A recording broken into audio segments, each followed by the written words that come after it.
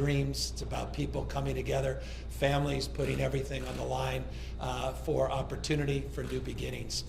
It's about the character of our neighborhoods. It's about the pride we all feel when we embrace a sense of community that small businesses provide and small businesses advance. And so the issue is near and dear on a personal level, and by definition, it is foundational in terms of the economy of this state. When you consider just shy of 1/2 of all of the businesses in the state of California, some 48.5% find themselves employed in the category of small business. 7.1 million people employed in this state through a small business. 4.1 million small businesses specifically operating in the state of California, and a substantial percentage vulnerable to the vagaries of this current economy and to the challenges that are posed because of this pandemic. In fact, by one estimate survey recently that came out, 44% of businesses in this state, small businesses, are feeling vulnerable to the pressures of this pandemic, so much so that they believe they are likely to close in the not too distant future. That is a jaw-dropping percentage of small businesses that are looking at the prospect of a financial cliff so pronounced that they simply can no longer keep their doors open, or can't even envision reopening their doors that have been temporarily closed because of this pandemic. And it's not lost on me, it shouldn't be lost on any of you, the disproportionate number of those small business men and women that are represented in minority communities, and in particular women-owned businesses that are overrepresented in that 44% statistic. And so this is really about the lifeblood of California and its economy. It's about a sense of pride and spirit that we all have, and sense of place in our own communities, so indelibly marked by the contributions of entrepreneurs that create the serendipity that is a part of life. The ability to walk down your sidewalk, to run into strangers, to have experiences and magical moments that define an abundant life. The ability to sit there in a coffee shop, maybe overhear some strangers walking in, get a sense of perspective in your own life, a sense of context in your relationship to your life, to others. Those are experiences provided by small businesses, by people that put everything on the line and take pen to paper, come up with an idea and advance a dream. And so really this is about the California dream, and this is about our embracing that dream in a more robust and arguably refined way. And so today we'll be signing 3 pieces of legislation to support our small business community.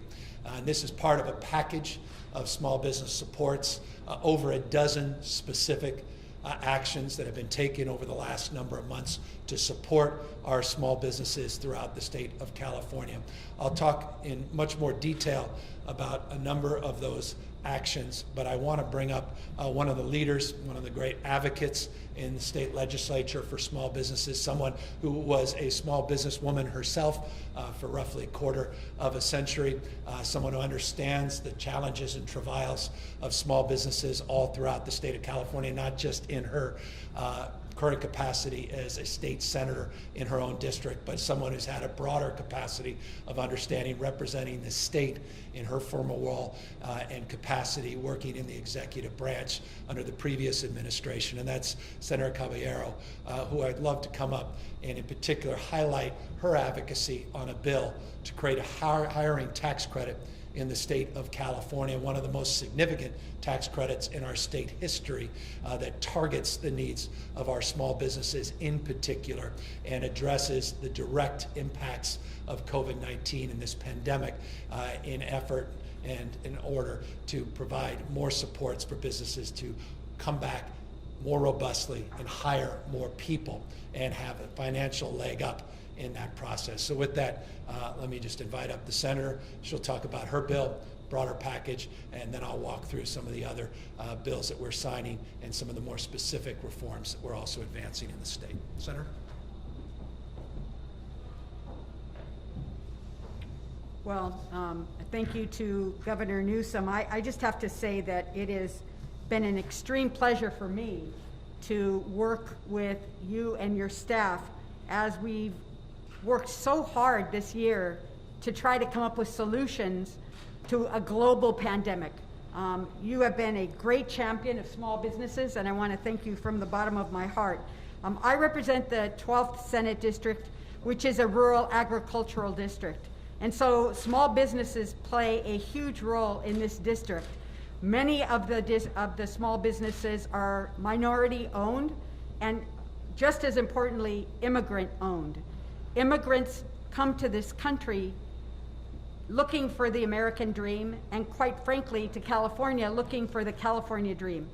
And they come with very few resources, but a lot of energy, a lot of talent, and family that help them make their small businesses a success.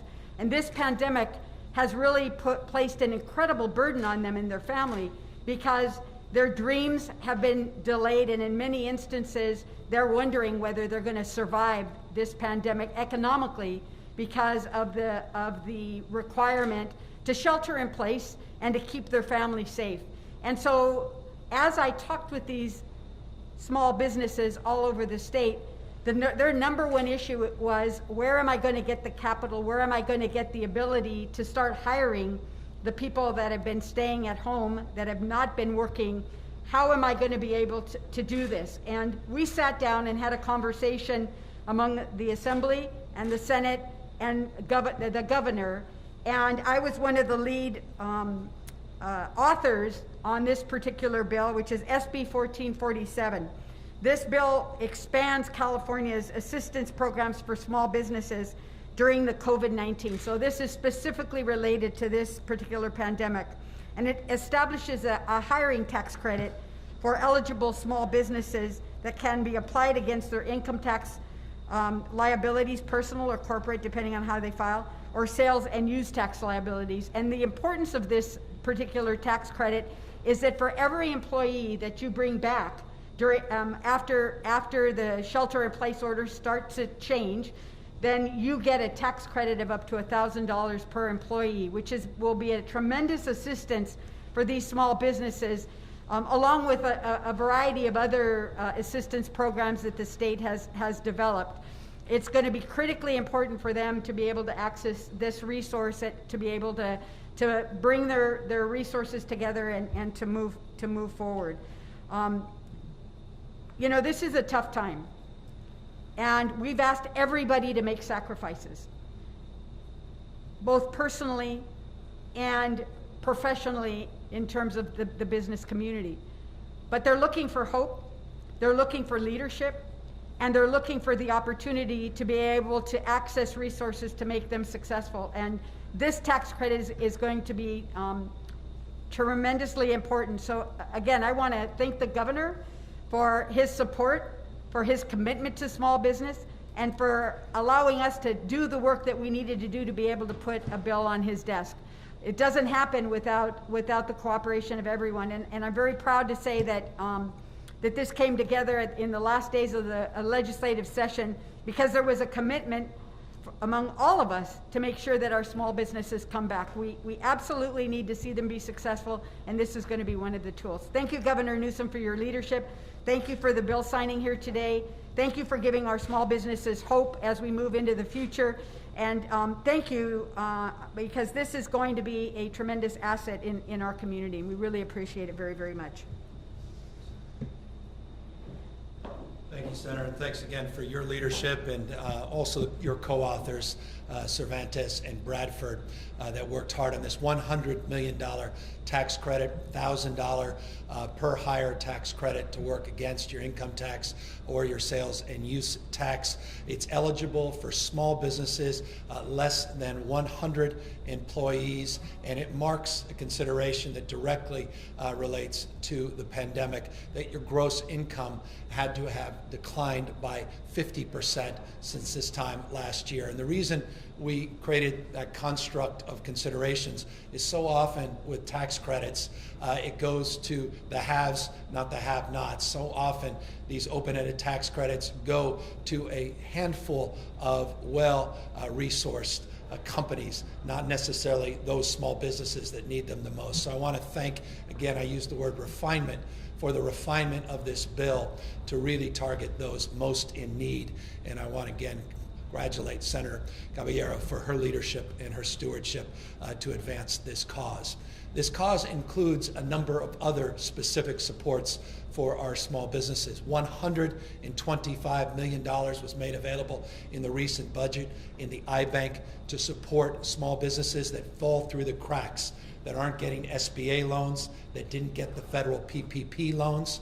82% of people that have applied for that iBank loan program accessing the $125 million, 82% are women and minority-owned businesses. That's exactly why we designed this program. It's exactly who we were targeting. So we're very pleased with the progress already been made in that space. Again, that was new money that was put in recently in the budget. We did something also that was rather novel, not as significant in terms of total amount of dollars available, but incredibly important in order to leverage the private sector and in order to encourage private sector loans to people in low income and underserved communities. We put an additional $25 million up for what we call first loss payments, meaning we're guaranteeing these loans against the private sector in order to encourage the private sector to make loans in underserved communities, higher risk loans for many small businesses. In addition to that, we put $10 million into what we refer to as a seed program. These are for immigrant social entrepreneurs. Again, leading the way in this space. Not a lot of states have put any resources in this space. It's a novel program. It's a seed fund itself, meaning we want to see how effective this program is. We'll consider next year the opportunity to substantially increase the amount of funding in this space, but it's a novel program and one that we collaboratively work together to advance this year. We also work to support our small businesses in a number of other ways. We are absolutely committed to manufacturing in this state. The vast majority of manufacturers aren't the large manufacturing factories that we tend to identify in the space. Many of them are small businesses. Give you an example of those businesses. If you go to a new platform we created with the California Manufacturing Association here in the state of California, 450 businesses are in a new marketplace for a new platform to encourage procurement to take place within the state, cities procuring, counties procuring, and the state itself, as well as private sector, to support homegrown California-based manufacturers. We have 450 companies now on that site providing over 560 products specific to the PPP issues, sanitation issues, be it hand sanitizers, face shields, masks, gowns, and the like. A small company, just as an example, that put their name on this platform recently, and we're providing face coverings. They just got an order of 25,000 face coverings. That small company out of Chico, California. Just an example of the benefits already of this new marketing platform, this new marketplace, this new manufacturing platform that we put together recently here in California. So we are absolutely committed to 2 points, reminding you that California is still the largest manufacturing state in the United States of America. I'll repeat that. California is the largest manufacturing state in the country, and California's capacity to do better is absolutely limitless as long as we provide the right incentives. And we are committed as an administration, the legislature committed to the same cause of advancing more supports for manufacturing in this state. And by the way, just as a proof point of that, while we procured a lot of N95 masks from overseas at the peak of this pandemic to deal with the scarcity of supplies of N95 masks, through this same platform, we are able to secure tens of millions of masks. I gave you an example of 25,000 masks recently in a small company in Chico, but tens of millions that came from a larger company in Santa Clara that repurposed their manufacturing plant in order to provide N95 masks for the state of California. So again, that's a proposal that is well along the way of being advanced and implemented, and one we want to build on into the future. We also want to build our marketing support to encourage people to shop safe and shop locally. We initiated through our Jobs and Economic Recovery Task Force this program in partnership with Nextdoor and Yelp, Facebook, Google, and many other platforms to help support a framework, a mindset to shop local, to go local, and to shop in a safe manner. And so that is also part of a promotion and a marketing strategy that we're also advancing here in the state. We extended by 90 days the timeline and the deadlines associated with collecting sales tax, collecting state taxes in order to support small businesses. We extended for 90 days relicensing requirements for small businesses in this state is another effort in order to support small business retention and development. We also provided up to $50,000 loans, interest-free, for up to 1 year for small businesses that otherwise are required to collect sales tax and then send those collections to the state. We said there are no collections required for a year, and you're able to access up to $50,000 of those sales tax. You can float those dollars to deal with cash flow needs without any penalty and without any interest attached. That's a significant program that currently has provided over $106 million of relief for small businesses. So $100 million hiring tax credit, $106 million relief in terms of floating loans up to $50,000 for sales tax that is owed to the state, a delay in terms of requirements on sales and use tax as well as income tax coming into the state, relicensing requirements pushed aside, support in terms of marketing and support that will be included in the package of bills that I'm also signing here today to conform our PPP program, where California outperformed the rest of the nation. 13% of all the PPP loans in this country came in, or rather dollars came into the state of California, $68.6 billion. $68.6 billion of loans came in to the state under the PPP program. We have a bill authored by Assemblywoman Burke that will conform to state law a ability for the PPP program to no longer require the collection of state taxes, meaning we'll waive the state tax requirement under the PPP program pursuant to the bill that I'll be signing here in a moment.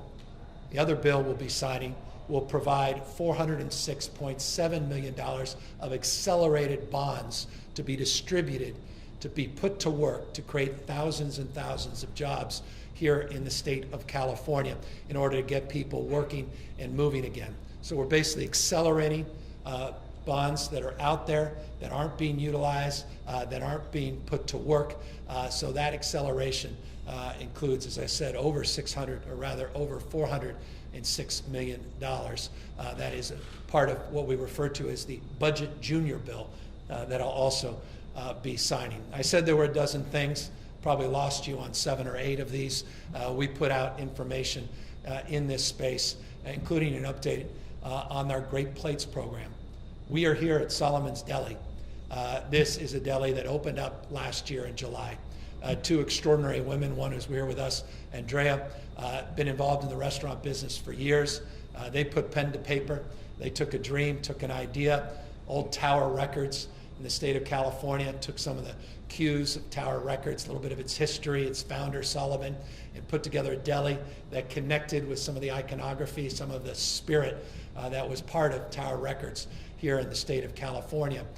They put this deli, organized this deli at the peak of our economic growth last July, only to run into the buzzsaw of this pandemic. They closed on March 17th of this year, as so many other businesses did. At peak, they had 26 employees, but they've been able to scratch their way back.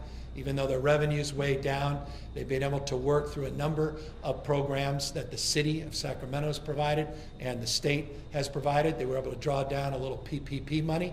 They were able to use that entrepreneurial mindset, long-windedly, to figure out a way just to keep the doors open, have some outdoor seating, and they're still operating. Not as many employees, about half of where they were at peak, but they also took advantage of that Great Plates program. That Great Plates program now has supported 8,904 jobs. That's an exact number, 8,904 jobs since we conceived this first in the nation program. 9.1 million meals have been served to seniors, supporting businesses like this that are providing meals that we're getting reimbursed, 75% of the dollars reimbursed by FEMA and the federal government, the state providing counties an additional 12.5%. It's a virtuous program that helps our seniors that are isolated, that are quarantined, that are addressing their own health needs, that are in an economic box where they can't afford nutritious meals. They can't afford hot meals. They can't afford deliver meals. All three delicious, nutritious, hot delivered meals are provided through this program, supporting restaurants, keeping jobs, encouraging job growth, and generating sales tax back to the counties, which actually creates more revenue than the 12.5% the counties are responsible for providing in this program. Great thing about Great Plates, success leaves clues. This program is now being replicated in a number of other states. We took our entrepreneurial mindset into government, came up with this program, and it's wonderful to see it operationalized all throughout the state of California. And it's wonderful to be here at a business that was, willing to test the program and willing to support it, and is now the beneficiary of the program as well. Again, it's just another example of where we are trying to help support our small business ecosystem here in the state of California. I can continue down a path of providing more examples, more proof points, but I think at this stage we'd be better off by just closing with two final points, and then coming to the reason we came here, rather concluding my remarks and signing these three pieces of legislation and moving forward. But I wanted just to acknowledge our Jobs and Recovery Task Force that has been helping us, over 120 individuals, that some of the most famous branded entrepreneurs in the United States, arguably the world, from Tim Cook to Bob Iger, that have participated in this task force for the course of the last 7 or 8 months. They helped generate some of the ideas that supported this hiring tax credit, that supported our efforts to accelerate bonds that had not gone out and been put to work. Also provided support for our Shop Safe, Shop Local program, provided tens of millions of dollars for PSAs to support safely reopening, and of course have provided supports for our sectoral guidelines in our reopening our economy. I want to just acknowledge our co-chair, both our co-chairs, my Chief of Staff, Ann O'Leary, and Tom Steyer, for their outstanding work on that task force. A lot of the work we are announcing and advancing here today comes from that brain trust. Accordingly, I want to thank my team at GoBiz. They put together an entrepreneurial task force that's partnered now with 20 different regions in this state, providing webinars and supporting our entrepreneurial ecosystem. That program is alive and well. GoBiz is also supporting our network of small business centers. We were able to draw down $34 million from the federal government to support those small business centers that are also more robust and more engaged than they've ever been. And so GoBiz team and our Economic Development Task Force, thank you for all your good work as well. And let me just conclude, as I now sit down and sign these three pieces of legislation, by acknowledging the obvious: good enough never is. We have an enormous amount of work still to do to help support our small businesses, and we cannot do nearly enough without the support of the federal government. And that is why it's just fundamentally foundational that Congress gets its act together, particularly the Senate, and supports Nancy Pelosi, our Speaker, and the House of Representatives' efforts to advance a new CARES Act, which will profoundly impact and benefit small businesses in the state of California in a way that the state alone simply cannot do. This is foundational and is fundamental to the revival and the recovery of our economy. And so I'd be remiss if I didn't just end on that foundational point as well. But with that, let me end my formal remarks on this topic. I'll come back up, update you briefly on health numbers in the state related to coronavirus, and update you on the fires, and then of course we'll take questions. Now, with the Senator's concurrence, let's sign these 3 bills today.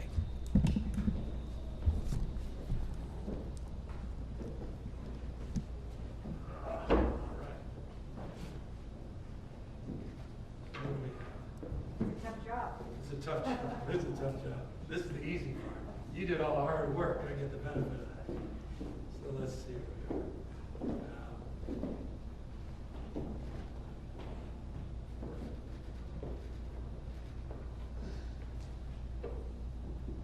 Senator, let me just get to all 3. I will give you all 3 of these, since you were a big part of all 3 of these. Not only sponsored, but co-sponsored any other bills, and just thank you for your leadership, and very grateful for your strong advocacy on behalf of our business community in the state. Thank you. Thank you so much. Means a lot. It's wonderful. Thank you. Great. All right. Let me, and Senator, you don't have to stick around for this, but let me quickly update everybody on the fires in the state of California. Last night, we had a number of new fire starts, over 50 fire starts in the state. We now have 28 large fire complexes that we're battling here in the state of California. 4 fires in particular have generated a lot of attention, and deservingly so. The Fork Fire, the Bear Fire up in Butte County, the Willow Fire in particular. Those 3 in particular are points of concern, new fire starts that have spread throughout northern part of the state primarily. We have made progress, additional progress on the CZU complex in and around Santa Cruz Mountains. We've made progress last night, encouraging progress in the LNU complex and the SCU complex around Santa Clara. We had some issues related to spotting of fires because of the winds from the previous 24-hour period. We had better containment overnight. We're encouraged that the wind activity appears to be dying down, which is encouraging. And the rest of the week looks a little bit more favorable from a wind perspective and a weather perspective. That will aid our efforts on these 28 major fires in the state. The wind, of course, over the last 48 hours has presented challenges not only with the existing fires, but these new fire starts, but also with air quality throughout the state. I grew up in the Bay Area in San Francisco, and a number of photographs that have been sent by family, friends this morning overwhelmed my inbox. There is obvious concern around air quality, obvious concern that has been highlighted by not only those images, but the reality as this wind events have generated a lot more air quality problems, particularly as it relates to ash that has now created, well, in sort of an ash dust up that's obviously impacted the air quality in and around not only the Bay Area, but other parts of this state. We continue to get out-of-state resources and support, though we have wildfires in the Pacific North that we are struggling with as well, or states like Washington and Oregon are struggling with. So the mutual aid system's a little stretched up there, but the mutual aid system coming in from other states is presenting a kind of support you would expect of the conditions that we're currently facing. We want to, again, just thank all our first responders, firefighters, some 14,000 strong that are working on these 28 major fires throughout the state of California. And just want folks to know that last night we received 2 additional FMAGs. These are the Fire Management Assistance Grants. 2 additional FMAGs were approved by the White House. I want to thank the White House for that support and the timeliness of that support. And we have the prospect of 2 additional declarations of emergency for 2 different counties. That information will be forthcoming as we assess the efficacy of doing so later this afternoon. So we continue to lean in, making progress on major complexes that have been highlighted over the course of the last few weeks, continuing to focus on that Creek fire, the SQF fire, in Tulare County, and obviously the Willow fire, and now these new fires coming in around Orville, coming through Butte County, this Bear fire in particular. I want to just extend again my absolute appreciation for all the mutual aid that's coming from within the state, not just out of the state. You see fire engines from all jurisdictions all throughout different parts of this state, just testament to the incredible collaborative spirit that defines this moment and defines the state of California's response to these wildfires. As it relates to response to another challenge in the state, and issues related to COVID-19, the total number of new positive cases we're reporting today is 1,616. Our positivity rate over a 7-day period has dropped to 3.6%. Our positivity rate over a 14-day period has dropped to 4%. So that's encouraging news. 3.6% positivity rate over a 7-day period, 4% over a 14-day period. Our tests continue we continue to struggle to get back to where we were in total number of tests coming in the state, primarily due to the wildfires.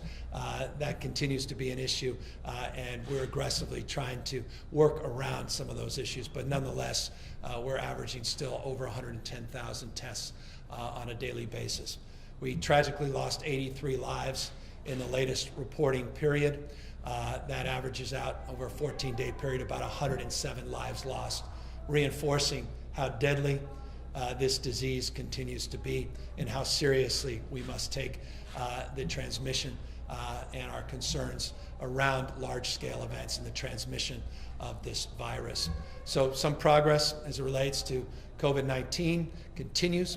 Hospitalizations beginning to flatten a little bit, declines continue in the ICUs. We're monitoring that, as well as monitoring the progress of many different counties in the state that are moving from that purple status into the red status, some from red status into the orange, and some orange status into the yellow status. So that's an update on the wildfires, update on COVID, and again, we're here to update you on the 3 bills we signed and our absolute resolve and commitment to help our small businesses all up and down the state. With that, happy to take any questions.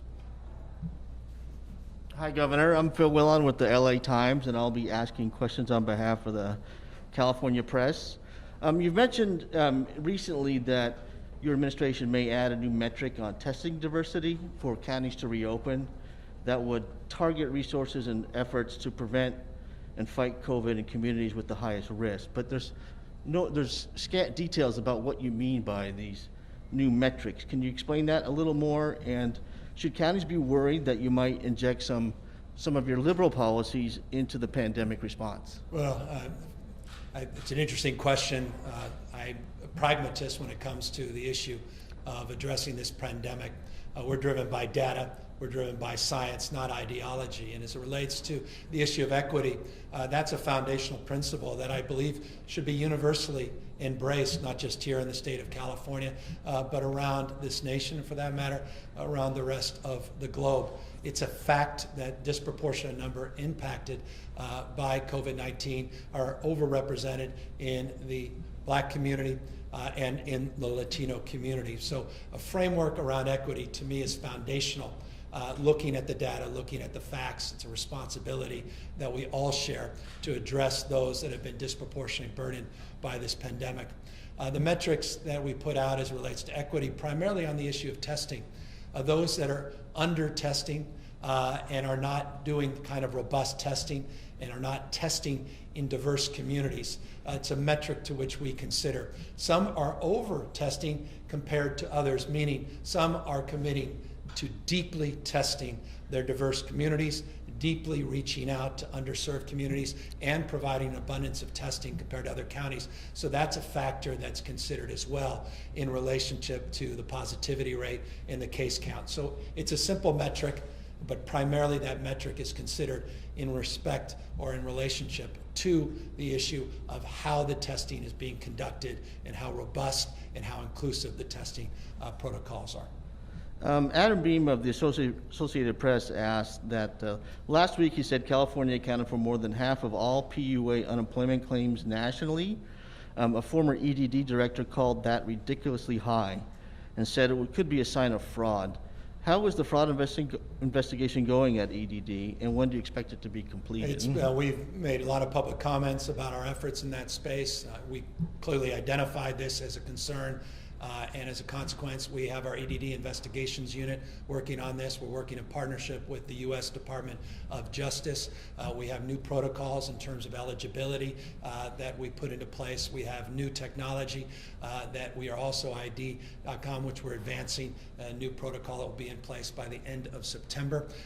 And we are looking through all the PUAs in a way that does justice to those concerns around fraud, which, by the way, is not unique to the state of California. In fact, we've seen it in many other states over the course of the last few months, and now working in partnership and working through the examples and lessons learned in other states. We're conducting our investigations with the benefit of previous investigations that have been underway in those jurisdictions. To stick on EDD for a little longer, I know you have a strike force in place to look at payment of claims, but there are still hundreds of thousands of Californians who have not received payments. What would you say to these people who may see your response to this as a failure, something that's been unfixed for months and months? Yeah, we are committed. We've done more than any other state in terms of total number of claims. We are trying to work aggressively through that backfill. We have a strike team, 5 new people that we pulled in, thousands, quite literally thousands of people that we've trained from other agencies, other departments to come in and help support our efforts at the department. We have been very vocal, very transparent for many, many months, updating the public, updating the extent possible the millions and millions of people that are trying to access this system. I'll say what I've said in the past. This is unacceptable, but so is the condition of this system when we inherited it. I don't look at that as an excuse, but I can assure you this, having talked to almost every governor in this country, they are experiencing similar challenges with their systems that were not designed for the kind of level of activity this pandemic has advanced. And so we're committed to not only addressing the short-term issues and addressing the speed at the same time, verifying so we can address fraud on the one hand, which means go slow and be accountable, at the same time move expeditiously. And so it's that push and pull that we have to balance in terms of advancing these efforts. But my commitment is to no longer balance on the pin of an inadequate database and inadequate IT system, and that is to commit to the medium and long term to completely overhaul and refine the EDD system, which by definition is inadequate to any future pandemic. So that is happening concurrently as we try to patch this system together, and we are committed to advancing in partnership with the legislature these long-term reforms. Now, that's not the only system that's had trouble in California. The CalReady system and its problems weren't really a big surprise for anyone who's familiar with how that works. Did Dr. Sonia Angel take the fall for that because your administration got a black eye over the failures there? The answer is no, and we have substantially addressed those concerns. We built a parallel program, an IT system specific for COVID. That was actually done under our stated timeline. We were able to accomplish that, now put that system into place, but the answer is no to the question. Alexei Kosov at the San Francisco Chronicle has a question about the new book that came out by Bob Woodward and about President Trump downplaying the virus. If the president had been more forthright with the public, would Californians' lives have been saved and the economy have taken less of a hit? I am not able to answer that question. I don't know anything about the details of the book. I've been focused primarily, particularly today, around the issue of the pandemic, the fires, and obviously our support of small businesses. When I have a chance to read the book or references from the book that the question is referring to, I'll be able to respond. I mean, we'll set the book aside. I mean, if Trump had been more forthright with the public about the severity of the coronavirus pandemic, do you think as many people would have died in California, and do you think the economy here would have taken such a major hit? Yeah, it's a different question, and to the extent that I'm here to adjudicate as a pundit my feelings about how the president has responded to this, it's difficult to do because I think the context of your question is in relationship to the book and whatever may have come forward from the book. So I don't want to answer that question out of context. The relationship we've had with the Trump administration in terms of the supports we've received, the requests that we have made of the administration, those requests have not been denied. Those requests have actually been supported on a consistent basis. I've not been shy about stating that. Again, I'm not here to play partisan, I'm here to call balls and strikes, and I've done that fairly consistently throughout. And so in terms of the relationship that we've had with the White House in terms of getting the supports, the specific requests that we have made in getting that support, we've been very abundant in terms of expressing where those supports have come in and expressed some concern where they haven't. But vast majority have been requested. The vast majority have been received. Marissa Lagos at KQED and Nicole Nixon at Capital Public Radio wanted to know if you've learned any more about the Capital Christian event this past weekend, if you've been briefed by the CHP about what happened, and if you can tell us what you learned. Yeah, so what I've requested of the CHP is to put together different protocols. And so what we're requesting is the CHP and the Department of Public Health to put different protocols into place, obviously highlighted by concerns of this large event where no social distancing was practiced, where physical distancing was not practiced, where the safety protocols, wearing a simple mask, were not advanced. The vast majority of people that participated in this rally, this event, there was singing. There's real concern about the spread of this virus, not just for those that were at the event, for people that innocently were not at the event, because people that may have been exposed from the event coming back into a community, coming back into a household, and potentially putting other people at risk.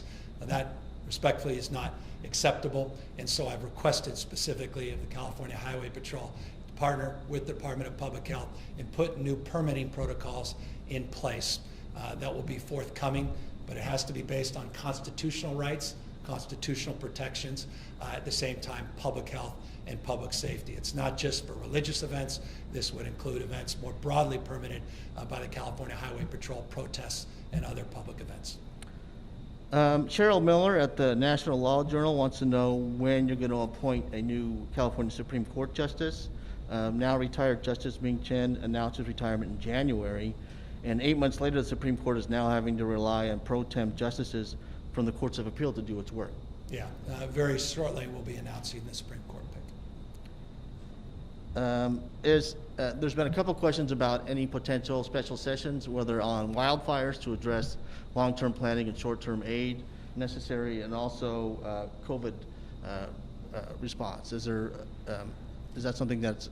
It's not currently under consideration. We are advancing our efforts to suppress the transmission of this virus. The state of California has seen 7-day positivity rate drop below 4% to 3.6%. We put out new tiered protocols, new color-colored protocols as it relates to the reopening of the economy. We did so in partnership with local health officers, in partnership with industry, sector by sector.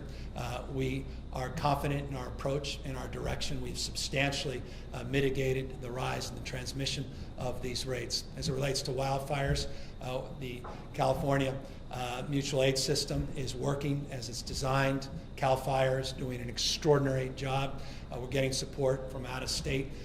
We're very blessed to have had the support of previous legislatures as well as this current legislature to advance an historic amount of funding to effort and aid our efforts to prevent as well as mitigate the spread of these fires. What we're experiencing this year is simply without precedent, and no legislative session could address the 14,000 lightning strikes that we experienced over the last few weeks.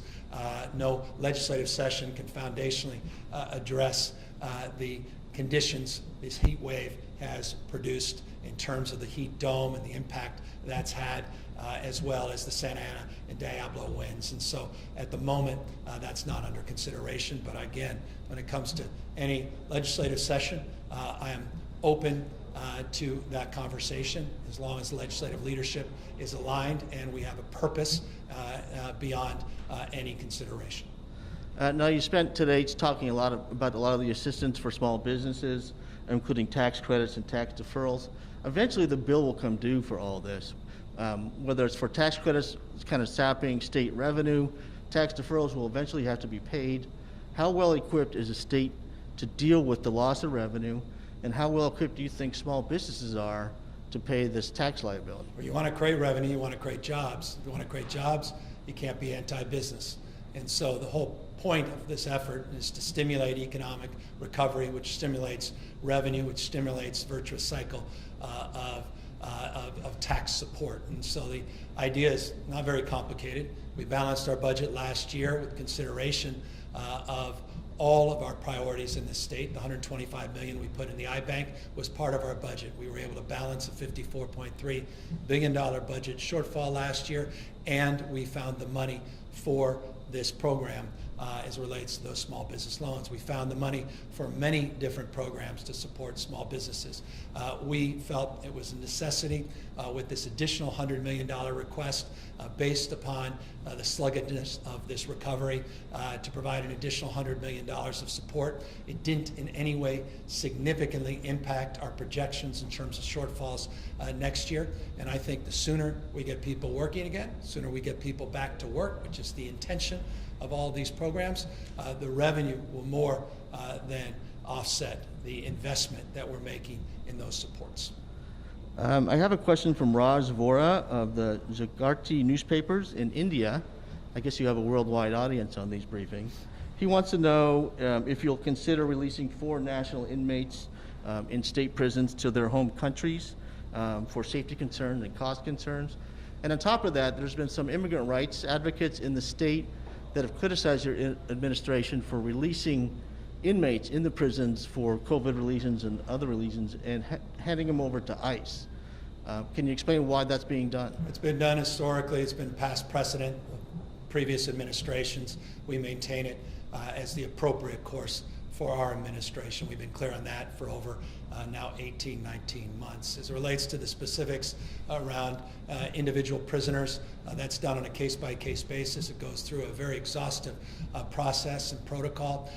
We have formal protocol through our parole board. We have other protocols on commutations and pardons that are separate and above from that go through a process within the executive branch with concurrence from other advisors that the administration has put into place.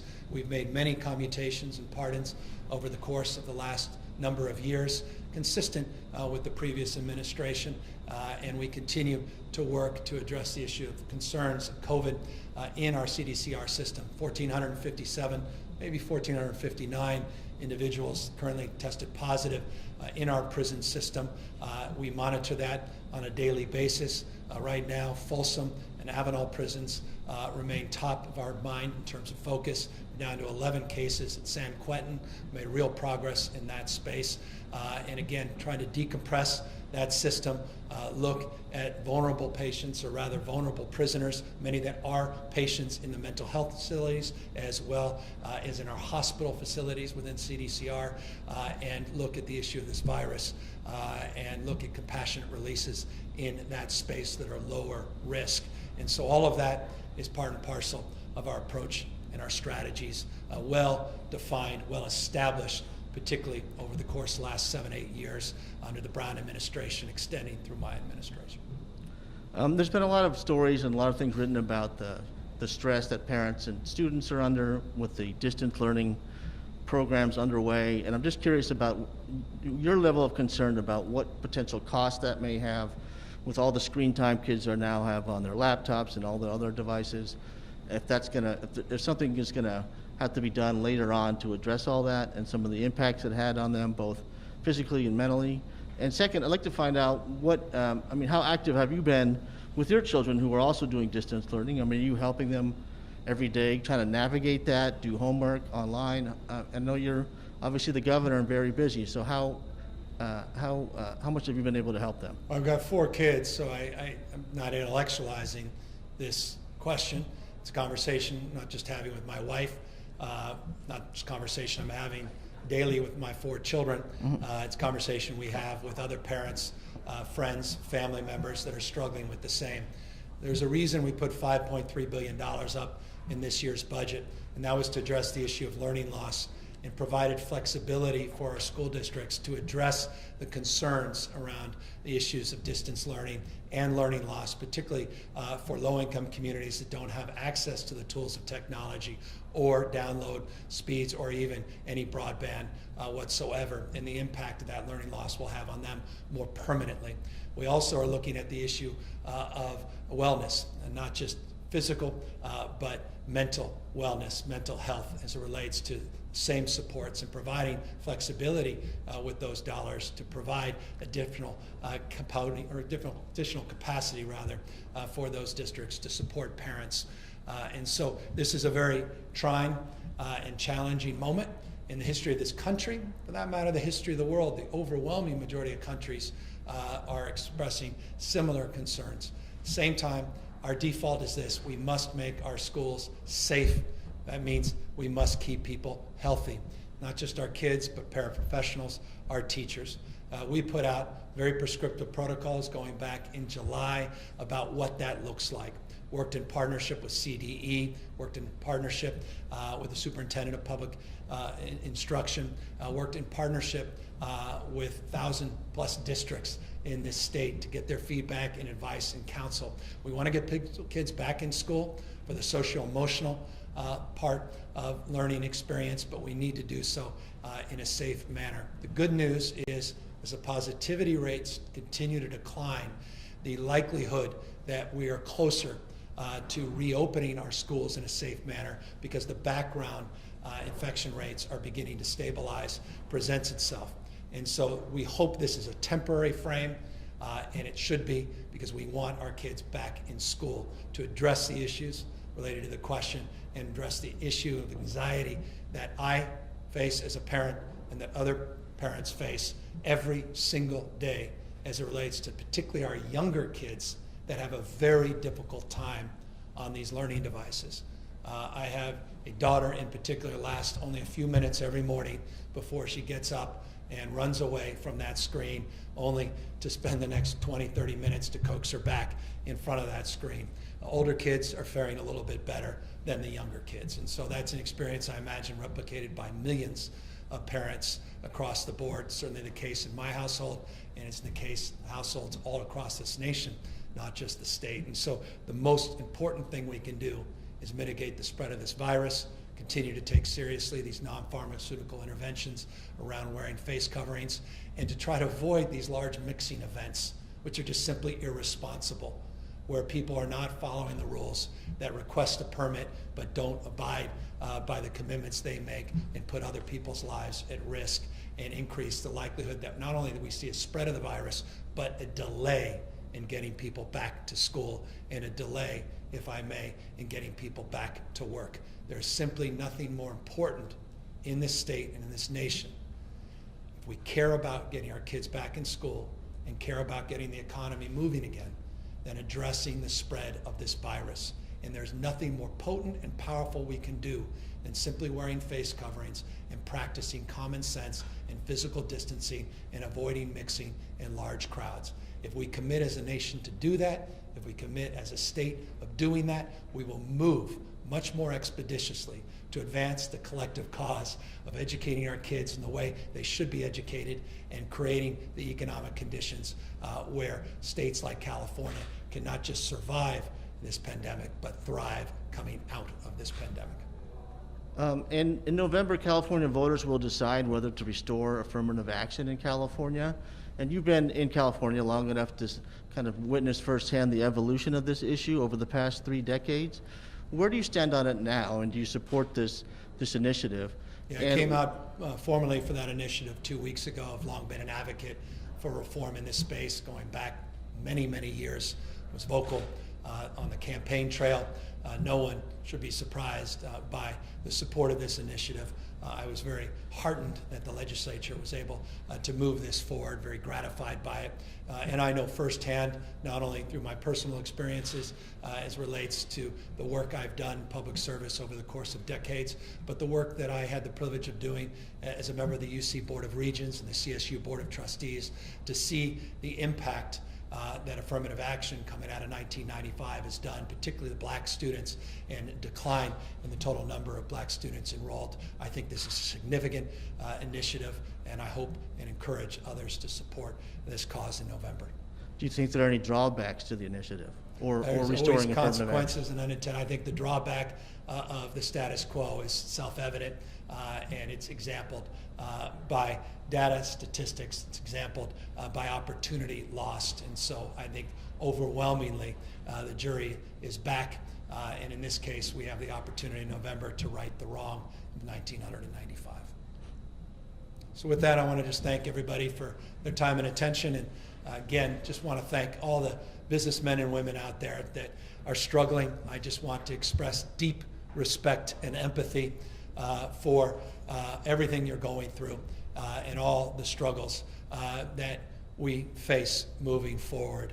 I want you to know that the state is trying to do more for you than we've done in the past, but I also recognize, final words, that we have a lot more to do to support your efforts to recover and to address the deep anxiety you have about prospects of your ability to continue to operate in this state.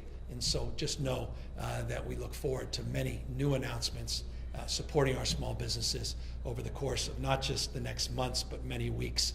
And I can assure you, having worked over the last few weeks on next year's budget, that we will prioritize, yet again, our small business community and make a commitment that builds on the work that we've done to date in effort to help stimulate and support your growth in this state. So with that, let me thank everybody for their time and attention.